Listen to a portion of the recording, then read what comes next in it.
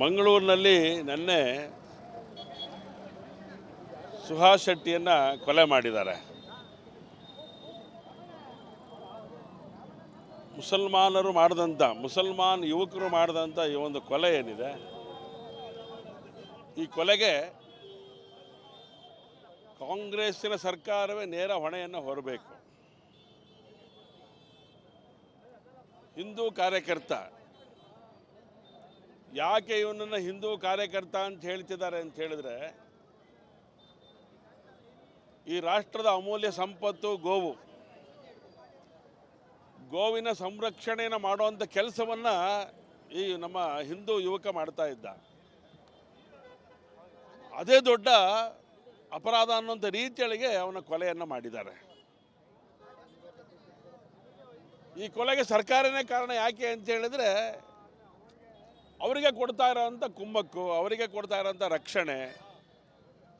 ಇಡೀ ಕಾಂಗ್ರೆಸ್ಸಿನ ಸರ್ಕಾರ ಮುಸಲ್ಮಾನರ ಸಂರಕ್ಷಣೆಗೆ ನಿಂತುಕೊಂಡಿದೆ. ಕೊಲೆ ಆಗಿರೋದು ಹಿಂದೂ ಯುವಕ, ರಕ್ಷಣೆ ಕೊಡೋದು ಮುಸಲ್ಮಾನರ ಕೇರಿಗೆ. ಇದು ಕಾಂಗ್ರೆಸ್ಸಿನ ನೀತಿ. 25ನೇ ಇಸ್ವಿನೊಳಗಡೆ 2 ಕೊಲೆಗಳಾಯಿತು. ಹಿಂದೂ ವಿನಯ್, ಈಗ ಸೋಮಯ್ಯ. ಹೇಳಿದ್ನಲ್ಲ, ಹೇಳ್ತಾ ಹೋದರೆ 10 ಹೆಸರುಗಳಲ್ಲ, 100 ಹೆಸರುಗಳನ್ನು ಹೇಳ್ಬಿಡ್ಬೋದು ನಾನು. ನಿರಂತರವಾಗಿ ಕಾಂಗ್ರೆಸ್ ಸರ್ಕಾರ ಯಾವ್ಯಾವತ್ತಿದೆ ಅವತ್ತು ಈ ರೀತಿಯ ಸ್ಥಿತಿಗಳನ್ನು ನಾವು ನೋಡ್ತಾ ಇದ್ದೇವೆ.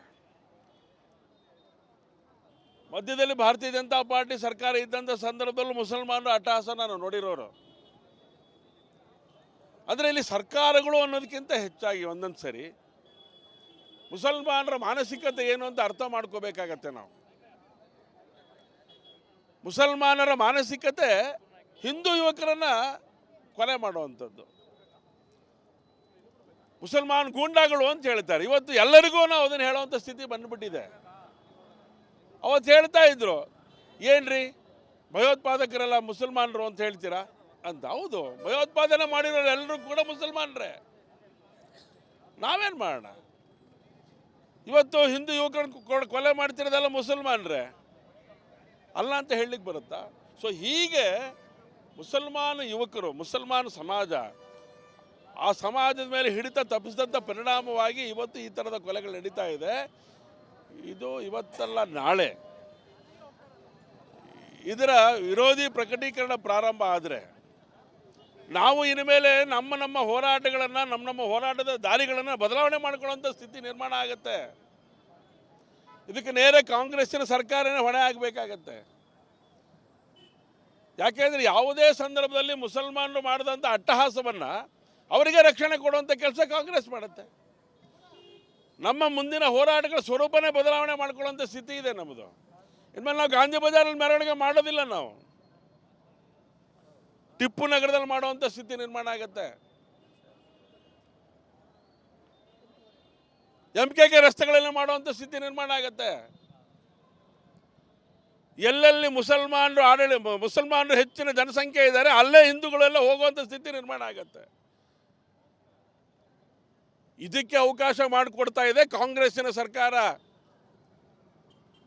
ಆ ಮಾನಸಿಕ ಸ್ಥಿತಿಗೆ ಹಿಂದೂ ಯುವಕರು ಹೋಗುವಂಥ ಸ್ಥಿತಿ ನಿರ್ಮಾಣ ಆಗ್ತಾ ಇದೆ. ಇದು ತಪ್ಪಬೇಕು ಅನ್ನೋದಾದರೆ ನಿರ್ದಾಕ್ಷಿಣ್ಯ ಕ್ರಮವನ್ನು ಮುಸಲ್ಮಾನ ಸಮಾಜದ ಮೇಲೆ ತಗೊಳ್ಬೇಕು ಕಾಂಗ್ರೆಸ್. ಮಂಗಳೂರಿನಲ್ಲಿ ನಿನ್ನೆ ಸುಹಾಸ್ ಶೆಟ್ಟಿಯನ್ನು ಕೊಲೆ ಮಾಡಿದ್ದಾರೆ. ಮುಸಲ್ಮಾನ್ ಯುವಕರು ಮಾಡಿದಂಥ ಈ ಒಂದು ಕೊಲೆ ಏನಿದೆ, ಈ ಕೊಲೆಗೆ ಕಾಂಗ್ರೆಸ್ಸಿನ ಸರ್ಕಾರವೇ ನೇರ ಹೊಣೆಯನ್ನು ಹೊರಬೇಕು. ಹಿಂದೂ ಕಾರ್ಯಕರ್ತ, ಯಾಕೆ ಇವನನ್ನು ಹಿಂದೂ ಕಾರ್ಯಕರ್ತ ಅಂತ ಹೇಳ್ತಿದ್ದಾರೆ ಅಂತ ಹೇಳಿದ್ರೆ, ಈ ರಾಷ್ಟ್ರದ ಅಮೂಲ್ಯ ಸಂಪತ್ತು ಗೋವಿನ ಸಂರಕ್ಷಣೆಯನ್ನು ಮಾಡುವಂಥ ಕೆಲಸವನ್ನು ಈ ನಮ್ಮ ಹಿಂದೂ ಯುವಕ ಮಾಡ್ತಾ ಇದ್ದ. ಅದೇ ದೊಡ್ಡ ಅಪರಾಧ ಅನ್ನುವಂಥ ರೀತಿಯೊಳಗೆ ಅವನ ಕೊಲೆಯನ್ನು ಮಾಡಿದ್ದಾರೆ. ಈ ಕೊಲೆಗೆ ಸರ್ಕಾರನೇ ಕಾರಣ. ಯಾಕೆ ಅಂತ ಹೇಳಿದ್ರೆ ಅವರಿಗೆ ಕೊಡ್ತಾ ಇರೋವಂಥ ಕುಮ್ಮಕ್ಕು, ಅವರಿಗೆ ಕೊಡ್ತಾ ಇರೋಂಥ ರಕ್ಷಣೆ. ಇಡೀ ಕಾಂಗ್ರೆಸ್ಸಿನ ಸರ್ಕಾರ ಮುಸಲ್ಮಾನರ ಸಂರಕ್ಷಣೆಗೆ ನಿಂತುಕೊಂಡಿದೆ. ಕೊಲೆ ಆಗಿರೋದು ಹಿಂದೂ ಯುವಕ, ರಕ್ಷಣೆ ಕೊಡೋದು ಮುಸಲ್ಮಾನರ ಕೇರಿಗೆ. ಇದು ಕಾಂಗ್ರೆಸ್ಸಿನ ನೀತಿ. 25ನೇ ಇಸ್ವಿನೊಳಗಡೆ 2 ಕೊಲೆಗಳಾಯಿತು. ಹಿಂದೂ ವಿನಯ್, ಈಗ ಸೋಮಯ್ಯ. ಹೇಳಿದ್ನಲ್ಲ, ಹೇಳ್ತಾ ಹೋದರೆ 10 ಹೆಸರುಗಳಲ್ಲ, 100 ಹೆಸರುಗಳನ್ನು ಹೇಳಿಬಿಡ್ಬೋದು ನಾನು.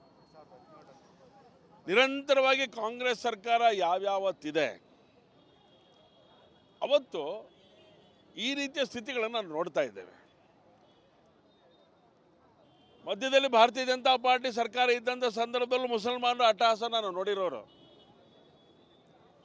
ಆದರೆ ಇಲ್ಲಿ ಸರ್ಕಾರಗಳು ಅನ್ನೋದಕ್ಕಿಂತ ಹೆಚ್ಚಾಗಿ ಒಂದೊಂದು ಸರಿ ಮುಸಲ್ಮಾನರ ಮಾನಸಿಕತೆ ಏನು ಅಂತ ಅರ್ಥ ಮಾಡ್ಕೋಬೇಕಾಗತ್ತೆ ನಾವು. ಮುಸಲ್ಮಾನರ ಮಾನಸಿಕತೆ ಹಿಂದೂ ಯುವಕರನ್ನು ಕೊಲೆ ಮಾಡುವಂಥದ್ದು. ಮುಸಲ್ಮಾನ್ ಗೂಂಡಾಗಳು ಅಂತ ಹೇಳ್ತಾರೆ. ಇವತ್ತು ಎಲ್ಲರಿಗೂ ನಾವು ಅದನ್ನು ಹೇಳುವಂಥ ಸ್ಥಿತಿ ಬಂದುಬಿಟ್ಟಿದೆ. ಅವತ್ತು ಹೇಳ್ತಾ ಇದ್ರು, ಏನ್ರಿ ಭಯೋತ್ಪಾದಕರೆಲ್ಲ ಮುಸಲ್ಮಾನರು ಅಂತ ಹೇಳ್ತೀರಾ ಅಂತ. ಹೌದು, ಭಯೋತ್ಪಾದನೆ ಮಾಡಿರೋರು ಎಲ್ಲರೂ ಕೂಡ ಮುಸಲ್ಮಾನರೇ. ನಾವೇನು ಮಾಡೋಣ? ಇವತ್ತು ಹಿಂದೂ ಯುವಕರನ್ನು ಕೊಲೆ ಮಾಡ್ತಿರೋದೆಲ್ಲ ಮುಸಲ್ಮಾನರೇ ಅಲ್ಲ ಅಂತ ಹೇಳಲಿಕ್ಕೆ ಬರುತ್ತಾ? ಸೊ ಹೀಗೆ ಮುಸಲ್ಮಾನ ಯುವಕರು, ಮುಸಲ್ಮಾನ ಸಮಾಜ, ಆ ಸಮಾಜದ ಮೇಲೆ ಹಿಡಿತ ತಪ್ಪಿಸಿದಂಥ ಪರಿಣಾಮವಾಗಿ ಇವತ್ತು ಈ ಥರದ ಕೊಲೆಗಳು ನಡೀತಾ ಇದೆ.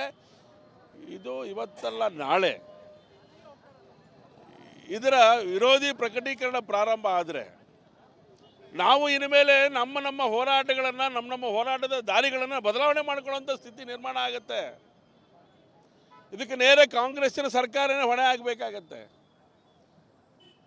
ಯಾಕೆಂದರೆ ಯಾವುದೇ ಸಂದರ್ಭದಲ್ಲಿ ಮುಸಲ್ಮಾನರು ಮಾಡಿದಂಥ ಅಟ್ಟಹಾಸವನ್ನು ಅವರಿಗೆ ರಕ್ಷಣೆ ಕೊಡುವಂಥ ಕೆಲಸ ಕಾಂಗ್ರೆಸ್ ಮಾಡುತ್ತೆ. ನಮ್ಮ ಮುಂದಿನ ಹೋರಾಟಗಳ ಸ್ವರೂಪನೇ ಬದಲಾವಣೆ ಮಾಡ್ಕೊಳ್ಳೋಂಥ ಸ್ಥಿತಿ ಇದೆ ನಮ್ಮದು. ಇನ್ಮೇಲೆ ನಾವು ಗಾಂಧಿ ಬಜಾರಲ್ಲಿ ಮೆರವಣಿಗೆ ಮಾಡೋದಿಲ್ಲ, ನಾವು ಟಿಪ್ಪು ನಗರದಲ್ಲಿ ಮಾಡುವಂಥ ಸ್ಥಿತಿ ನಿರ್ಮಾಣ ಆಗುತ್ತೆ.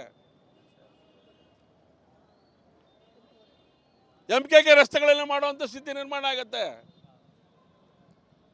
ಎಲ್ಲೆಲ್ಲಿ ಮುಸಲ್ಮಾನರು ಹೆಚ್ಚಿನ ಜನಸಂಖ್ಯೆ ಇದ್ದಾರೆ ಅಲ್ಲೇ ಹಿಂದೂಗಳೆಲ್ಲ ಹೋಗುವಂಥ ಸ್ಥಿತಿ ನಿರ್ಮಾಣ ಆಗುತ್ತೆ. ಇದಕ್ಕೆ ಅವಕಾಶ ಮಾಡಿಕೊಡ್ತಾ ಇದೆ ಕಾಂಗ್ರೆಸ್ಸಿನ ಸರ್ಕಾರ.